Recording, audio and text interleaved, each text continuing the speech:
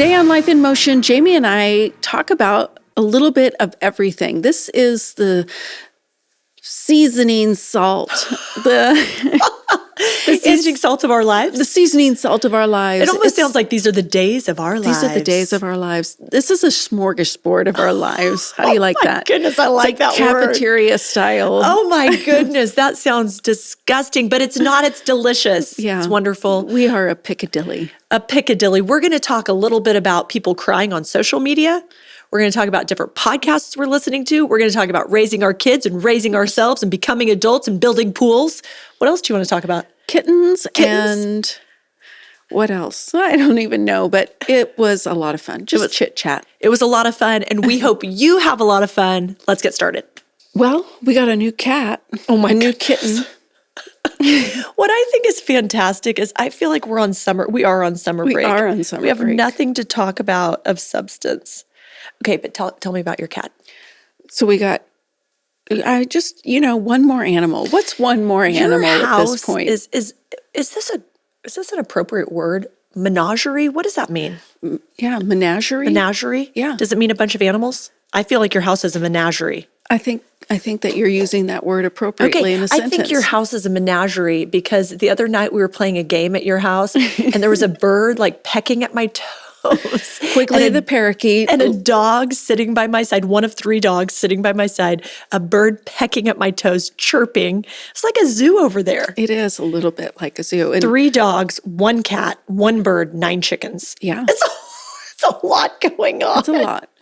The chickens, they're their own people. They do their own thing in the backyard. So they don't necessarily count as much. And They count as something because I heard you tell B, Cookie's name is Cindy. She's more of a Cindy than a Cookie talking about She is the exactly chickens. a Cindy. Oh my gosh, what's that mean? I don't. She's got these fluffy feathers around her face, and she looks like a Cindy. Okay. So we were a little bit bored, and we adopted a cat. Yeah. Is that why? No, Okay. B was begging and begging. She just wanted something to cuddle, and Zuzu's got her bird, and Oh my goodness. Lucy's got her dog, And Heather's got her 9 chickens. Yeah. So the kitten is so cute and just wit. We had to beg him. Like the girls were making videos of why they needed a cat, and What's great is it's only been like 1 month ago. We went on our Broken Bow trip and Whit was like, absolutely not. I mean, talking with his stern voice, like, absolutely not. And then one day into having the cat, he's like, you know what? I wonder if I'm more of a cat person than a dog person. The girls wanted a cat, sending their dad videos. And Teddy, he's a French bulldog and he weighs 35 pounds. And does he weigh that much? yeah, Wow, he's he's solid muscle. He is just like fascinated by the cat. If the cat is awake and moving, he is in the cat's face. And so it's just, we all sat around this morning and watched Teddy and the cat because Teddy's just wants to pounce on the cat. I mean, I think he wants to eat the cat, but he can't figure out how to catch the cat and tear it apart because it's because I think he's thinking of it as a toy, not like vicious animal attack, but he's wondering, what is this thing in my house? So we just watched, and the cat is tiny, 1 pound, maybe 2 pounds, and puffs up, and its fur and its tail, and it's hissing at Ted, and Ted's, it's like a zoo at your house because I was thinking the other day, like that bird was just hopping around on the floor. Yeah. Nobody's eating the bird. No, the dogs leave the bird alone. That's one thing that we're very concerned about, though, is at a certain point the cat is going to want to I would get think the bird. so. Oh my goodness. So, Okay. you know what I can't get over? This is a change of subject. This is just a hard right. Okay. Maybe it might be a left I'm with you. puzzled, and I need somebody to explain it to me because it makes 0 sense. I don't understand it. Why? What is going on? Why do people post videos of themselves crying? Who is doing this? I don't know. It comes into my feed. I don't know how. I don't know why, but I see this frequently of people posting they're just crying, tears running down their face, mascara, like a whole range of topics. I had a stillbirth I've seen, and she's just crying, just thinking about my baby. And it's not in the caption, it's captioning on the video with music, and they're just crying. I am more My concerned. husband just left me. I'm more concerned with why these videos are popping up in your algorithms, because I've not seen any of these until you just mentioned I'm not it to me. posting these videos. I know, but they're finding their way to you. They I are. feel like you have unprocessed emotion, and the algorithm's telling you need to let it out. What do we need to talk about today for you to let it out? I'm feeling good. Got some tissues for you. You know what's interesting about you saying you're feeling good? I'm listening to this podcast accidentally because I have a new car and it has Apple Play. And so like Spotify just pops up, and I'm listening to this podcast that I don't even 100% agree with. In fact, I agree with very little of it. It's very secular, very new agey, but it is the topic was the man is interviewing this woman about unprocessed grief. And I wanted to listen to it because her son has I don't know how long ago, her child, 16 or 17 years old, during the pandemic, bought some kind of drug. It's just a good kid, A+ student, lots of friends, headed to college, researching colleges, all these things. And during the pandemic, it's just on social media all the time because he's bored like everybody else. And anyway, a perpetrator, let's call him a perpetrator, somebody found their way into his algorithms, anyway, starts offering to sell him drugs. And that sounds so like selling drugs sounds like so harsh, but just like, hey, are you bored like I am? Like, I can get you a Percocet for $1 or whatever. Probably $20. Well, the mom said they were selling stuff dirt cheap like that, like $1, 50 cents, like So you think about somebody that's 16 just going like, for $1, I'll give that a whirl. I am bored. I'll meet you at QT. Not even meet you at QT. People were coming to their house while the parents were sleeping at night, and he's just going out on the front porch and exchanging money for this pill. He saved it for a while. He ends up taking it on Super Bowl Sunday or whatever. The mom says, I'm getting to the point, but the mom says that she was talking to him that morning, and he's like, Mom, I want to try to get an internship this summer to up my chances in getting in NYU, because that's where I want to go to college, and I need to have something on my application that stands out. Would you help me research maybe where I could get an internship? So she's like, great, that's great. So she said 3 hours later, she hadn't heard from him in a while, so she goes up into his room to talk to him about internships, and he's dead. Oh my God. So it wasn't a Percocet, it was a pill made to look like a Percocet, and it was fentanyl. I guess 30 times stronger than whatever else it's 30 times stronger than. Anyway, he died immediately. But the podcast was talking about unprocessed trauma and grief. And the reason I started listening to this podcast, since I don't 100% agree with it, is because I have a friend at the gym whose brother recently committed suicide. And she told me that she's only 3 months in, but she's like, I am not processing my grief. I don't have time right now. She said, I know it's messing with me, but I don't have time. She goes on to tell her story, and she's got a story. I mean, she said she's from a whole family of addicts. And so like, her parents are also grieving the death of, their son, but they're like calling her in the middle of the night while they're strung out on drugs. They're crying, and she's like, I cannot help you right now. If you want to talk to me about what's going on, you're going to have to talk to me sober. You can't call me high and strung out on drugs, crying your eyes out. I can't do this.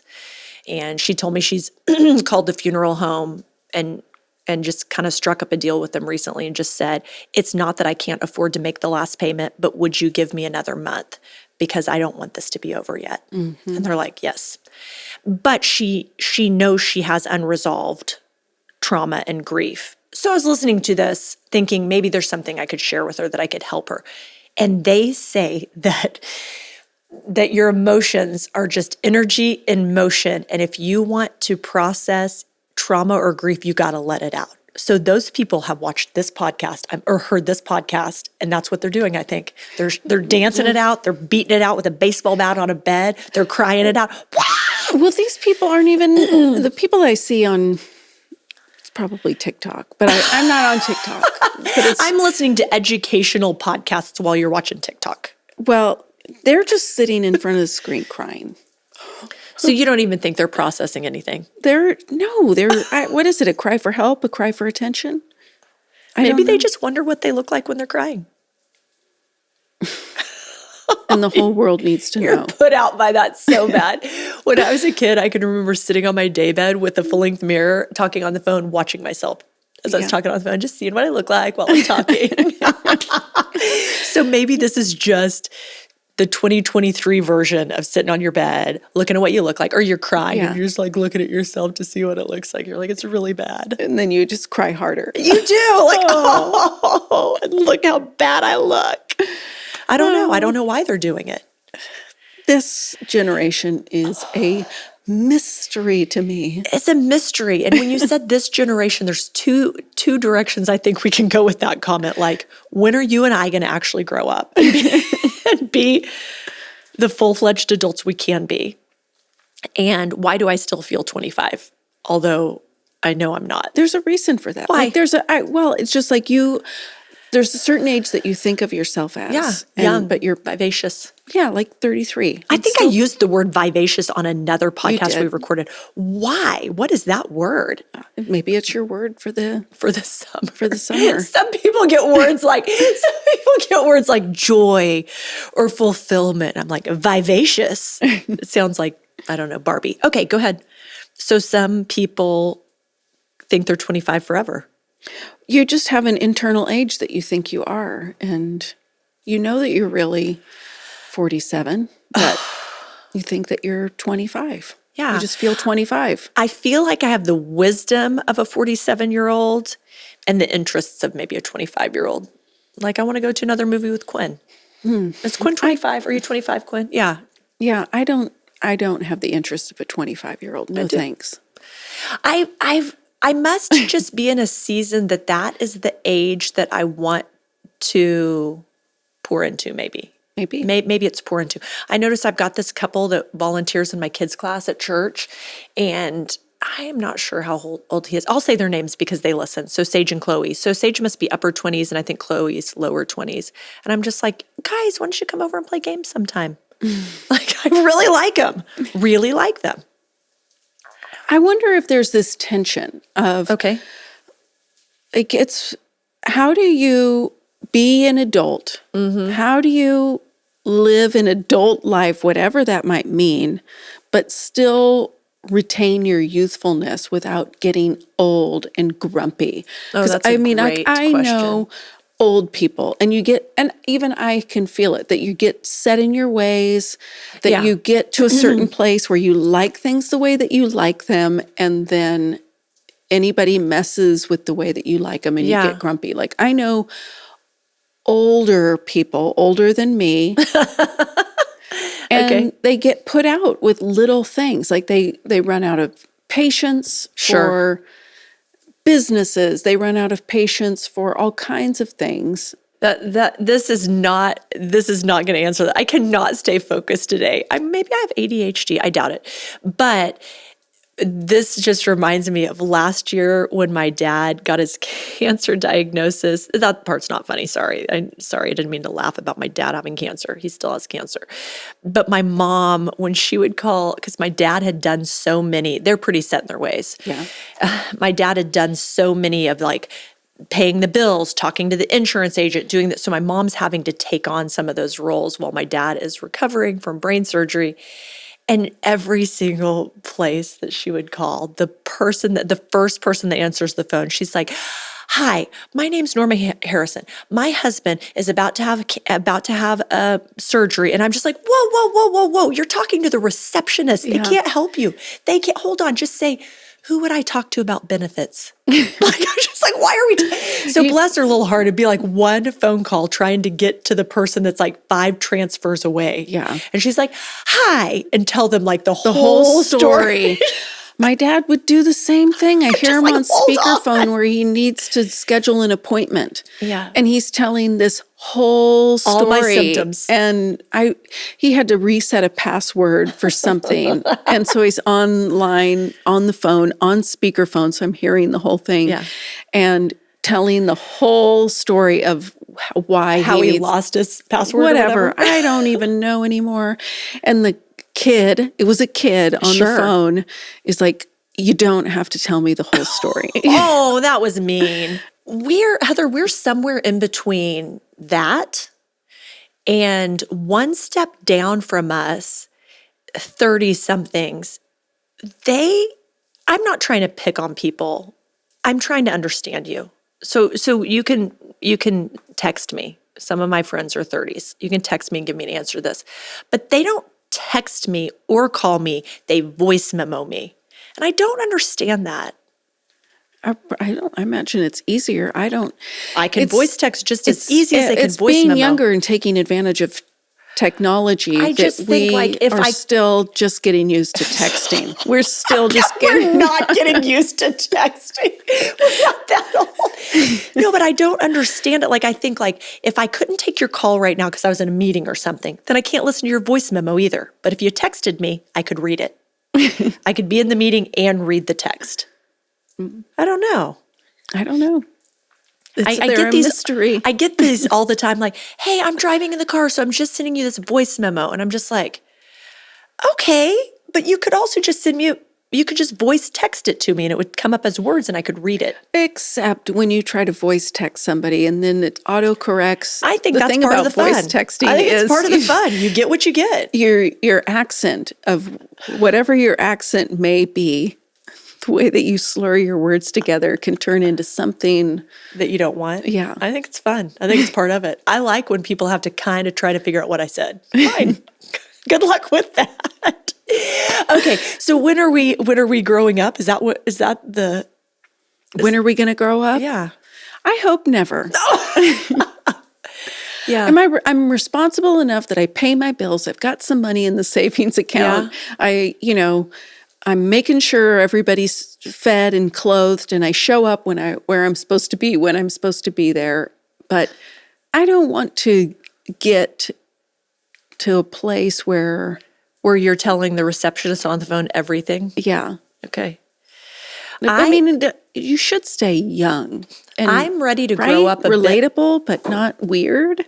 I'm ready to grow up a little bit because I was thinking when I was at that cross-country mom swimming pool and looking around at the landscaping and going, she's so much more of an adult than I am. Look how beautiful this is. Because Brian has told me for about 3 years straight, if I want a swimming pool, I need to come up with what is the plan, how much does it cost, and then we'll start saving towards it and we'll get it.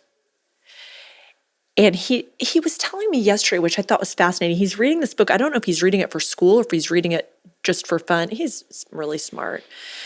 But he was saying that one common trait, I hope I'm saying this right because I have not read the book, so forgive me if I'm wrong. One common trait or characteristic of people that deal with mental health and addiction. So that's my family. Mm-hmm. So, but he said one common trait is often they didn't have modeled for them a persistence in working for a goal that is not quickly attained. Mm-hmm. So he was just saying, I want us to be modeling for the kids how to work towards something that you like. So like, and he's kind of right. He doesn't listen to the podcast that often, so I'm going to go ahead and say he was 100% right. I'm going to share this with him. Don't tell him! But he was kind of right because he said he thinks that I tend towards immediate gratification. Yeah. So like if I can afford to get it, you just buy it. I will get it. Yeah. If I can't, I think, well, I guess that's not for me. I guess it's not going to work out. Like if I really think like I could have a swimming pool, which is a big ticket item, but it would take 5 years to plan for, then I'm like, I don't know if I want a pool in 5 years. Mm-hmm. But he's like, why wouldn't you go ahead and work the goal, work towards that goal? If you change your mind by the time you get there, it's fine. But why would you throw in the towel? Why would you just go, well, that's not good? So that is a mark of maturity, being able to stick with it and stick it out until you achieve a goal that doesn't come easily or quickly. And I told him, well, my parents used to always make me do all my chores before I could go out on the weekend. And I had to practice my sports before I could go out on the weekend. And he said, I'm not saying they didn't teach it to you. I'm telling you what the book said. So I'm like, okay. But I've been pondering it. And I think whether you're processing grief and trauma, like my friend at the gym, or you want a swimming pool like I do, or whatever, there is a part of you, like one thing my friend was saying about losing her brother, she's like, I don't have, and she told me, I know this is wrong, but I don't have time to deal with this right now. Well, we all know it's going to erupt like a volcano at some point. And she knows that too. And I feel like she's almost like, that would be better than me having to work on it. Anyway, what do you think about That's that? fascinating. So I would like to be a full-fledged adult that owns a swimming pool one day. So, You know what's really interesting about that? When you're Yeah. talking about that podcast and that kid, I was listening to a different podcast, and this is a while ago, and we can just, put our expert opinions to it. oh, good. But We're good at the that. most at-risk age group or demographic of kids Yeah. are kids from middle class to upper middle class sure. families. Two-parent homes Yep. with all Discretionary income. discretionary income, anything at their fingertips. These most at-risk kids are the ones that are most at risk for drug and alcohol abuse, Oh, and sure. all of those Probably mental health issues, mental health Yeah. issues, depression, anxiety. pornography. falling into. I think all kids are at risk for pornography, Sure. but I like how you say that, almost like pornography. But pornography. I'm sorry. Oh my gosh! So this is a side story. Okay, good. I was telling my 13-year-old Zuzu all the birds and the bees and everything. And the book that we're reading gets into all aspects of sex. And Right. one of the chapters is on pornography. And Yeah. so she was looking through a book. It's an art book it's an illustrator, well-known illustrator. And she has these beautiful color drawings and sketches and things. And there was, I think, a mermaid. Oh, no. One of her sketches, and the mermaid's topless. And so it's Did she have shells covering No. her? Okay. All and right. Zuzu shows it to me, and she's like, Mom, look, pornography. That's right. That's right, girl. That's right. Oh, my goodness. But anyway, these kids, Yeah. these from middle-class affluent homes are the most at risk for drug addiction and alcohol and all of that, because of the pressure that they are under, and that they don't experience adversity. I was going to say, are they under pressure, or has all pressure been removed? They're under pressure to perform and succeed and, do something great with their life. Okay, I see what you're You've saying. got to go to a great school. You've got to get into do all the things. Yeah. So they're under pressure to perform. But the persistence that it would take to perform has been removed. Yeah. So it's kind of an oxymoron. I'm just every time we record podcasts, I'm basically a thesaurus. I've got lots of words to share. It would be funny, and if we find out that you have a word of a day calendar. I don't, but it would be fun. Maybe I should get one. Maybe it would scratch an itch I didn't even know I had. Yeah, that's fascinating, because the pressure to perform is certainly on, and I feel like we can speak as experts because there's 8 children between the two of us that have come from families that have some advantage. Yeah. And then at the same time, so there's pressure to perform, but then there's also obstacles just knocked down for them. Like, your mom and dad pay for your car, Yeah. pay for your Gas money, your insurance. So it doesn't matter. It doesn't matter if you crash your car or anything like Sure. that, mom and dad will get me a new one. Oh man. It doesn't, Yeah. like I don't have to have a job, figure out how to manage a job and school It and is- a sport or Right. extracurricular activity because my parents make sure I can do everything. You know what's interesting? I didn't see this coming, but how hard it is. We've kind of gradually make our boys take on, and Eleanor too, like this summer, Eleanor took on the task of doing her own laundry. So she's doing that. She'd already had some chores, but now she's 9, she does her own laundry. Our boys, like they've gotten older and taken on more financial responsibility.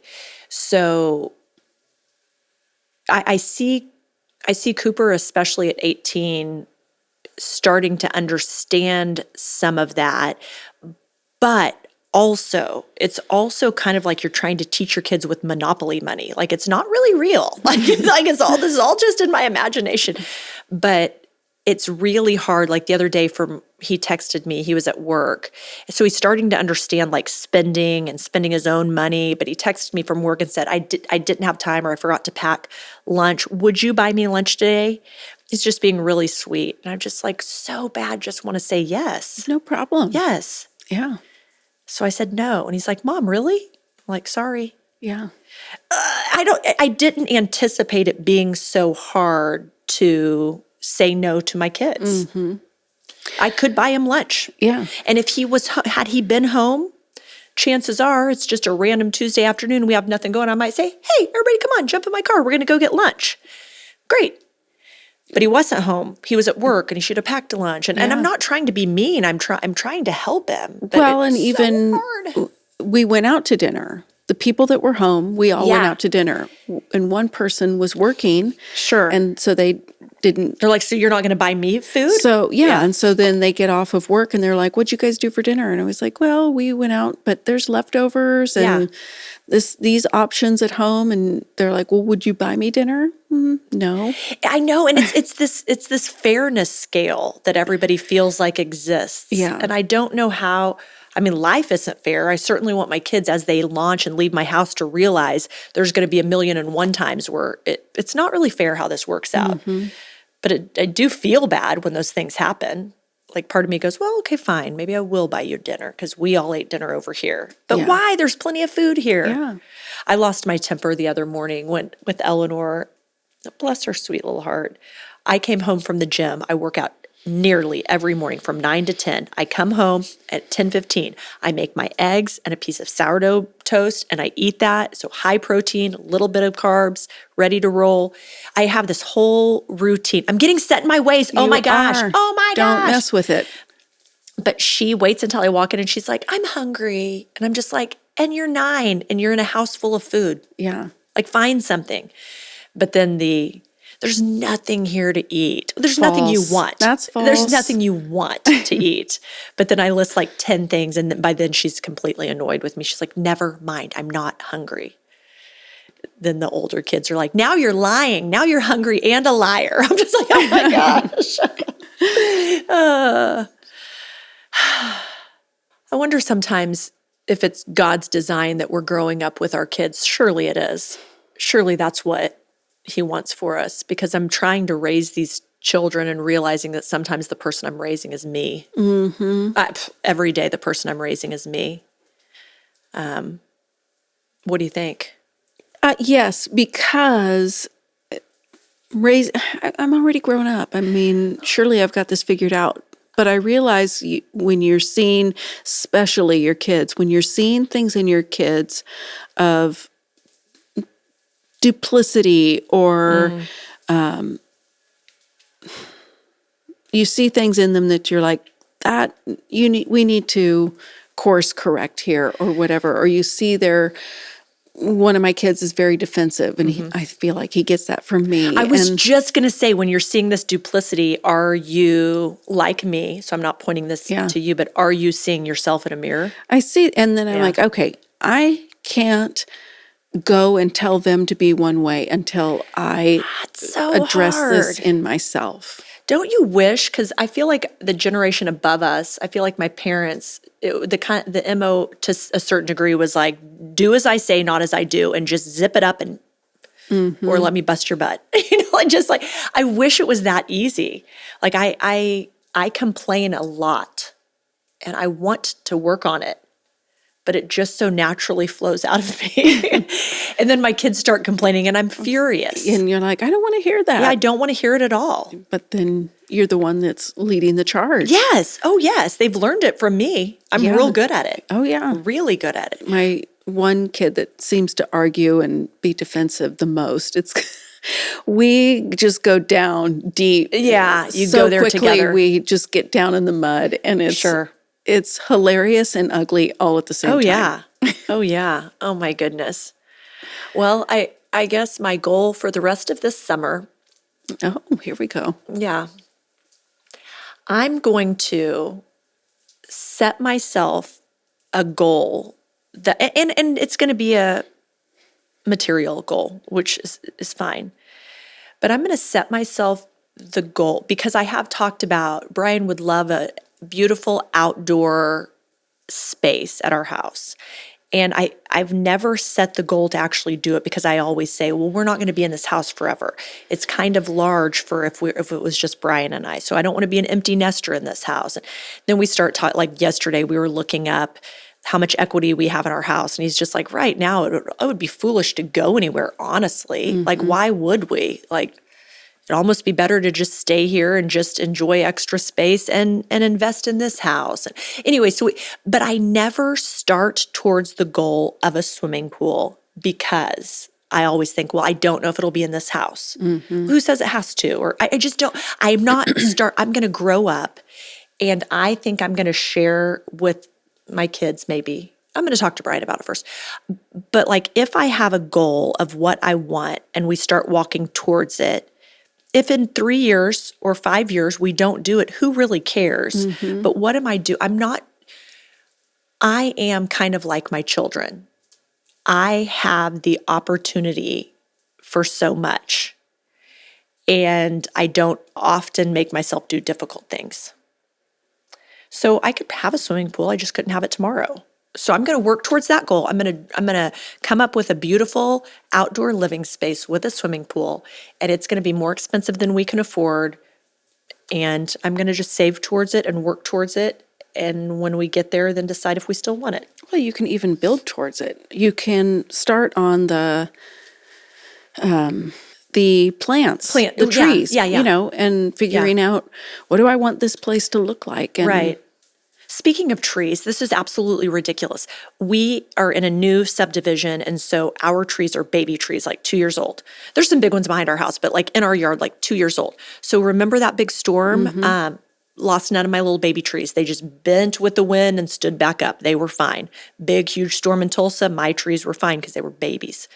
Except for yesterday, we woke up and one of our trees was like completely just knocked over. No wind the night before. So we don't know if it was diseased or what, like just knocked over. Of course, we're just like to the kids, who is messing around in the backyard? Supposedly no one was, so lost a whole tree. So anyway, I'm going to set some goals. I'm going to share them with my kids. I'm going to start working towards a goal and towards some plans. And maybe that's the same with, do I really want to go back to school? Do I really want, like I just discount myself. It's either immediate gratification or nothing at all. I'm not always, but I'm going to set some goals for myself. I'm also going to set the goals to quit complaining at the gym, but that's so hard because like today's workout, hated it. And the whole world should know.